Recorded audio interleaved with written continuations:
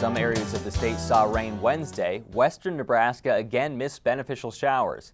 In Scottsbluff, UNL Extension entomologist Jeff Bradshaw says those dry conditions are impacting wheat, with grasshoppers now starting to move from pastures to fields. We stay pretty dry. We had some storms that came through here that didn't really drop that much precipitation, but it is bone dry. What is it doing to the crops out there, specifically the wheat crop? What does it look like? Some of the wheat out here is pretty short, particularly in some of our dryland wheat. Some of the crops are so short, in fact, I think some of the combines are going to have a little trouble getting that low. So we're seeing that yields could be impacted once that crop's out of the ground or once that crop's in the bin. Yeah, and some of the wheat heads, they look like maybe the grain fill wasn't very good.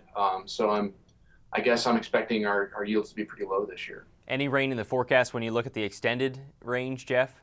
No, our state climatologist has indicated our forecasts are for pretty dry throughout the rest of the year. Well, he'll be back with more bad news later in the show, I'm sure. Let's talk about grasshoppers and what they're doing to the crop now. Are they moving in right now?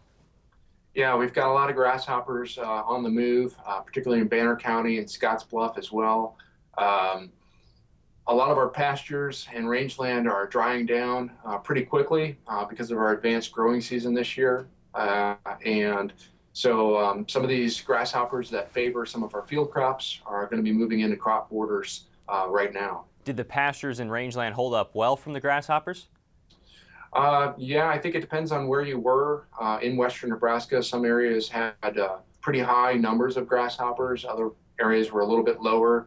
Hopefully people were on top of their scouting procedures and managed accordingly. But I know that a lot of homeowners have been contacting me lately, as well as producers with concerns about some of these grasshoppers moving in. Let's look at scouting then at this crop. What should producers be looking for, and are there different types of grasshoppers that will be moving in? Yeah, so there's pretty much three primary field crop, I guess you could say, grasshoppers that will be moving in right now. Some of them are fairly small still, early instar nymphs, we say. Others will be a little bit more mature. Some of our two-stripe grasshoppers are getting fairly large, and they'll be moving into crop borders initially. So that's a good place to start scouting is along the crop borders, border rows. And what should you be looking for? And once you find it, then what's the treatment recommendation based off that? So our scouting density, 16 to 20 grasshoppers per square yard, is sort of a rough threshold to use for determining damaging levels of grasshoppers. That you could use that as a number to determine whether or not you're going to treat. And treatment would be what then based off that recommendation?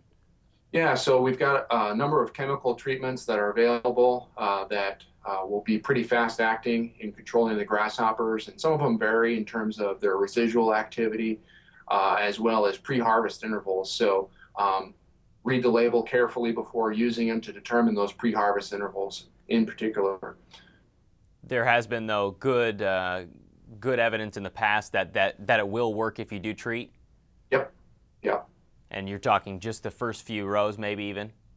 Yeah, but having keeping the entire system in your mind when you're looking at a field. For example, I was at a potato field in Bridgeport area recently, and this particular field, the center pivot irrigation wasn't reaching out to the edge of the field very well. So some of the plants were drying down pretty severely on the outer 15 rows or so of the field. And where the irrigation was hitting the rows favorably, then the grasshoppers were moving in further into the field to find those plants that were more suitable. So kind of keeping in mind what's going on in the field, I guess somewhat thinking like a grasshopper, I guess, if you will, and try to find those areas where they're going to be more focused in number and sample those areas and treat those areas.